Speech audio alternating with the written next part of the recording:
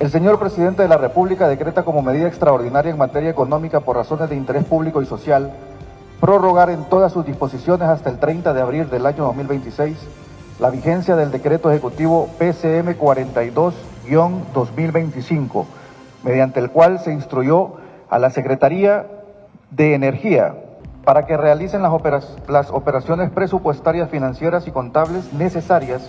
que permitan disponer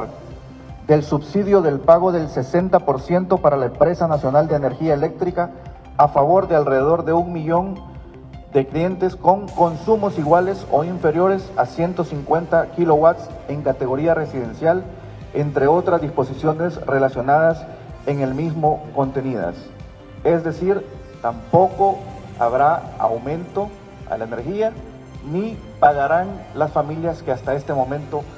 no han pagado, que consumen menos de 150 kilowatts.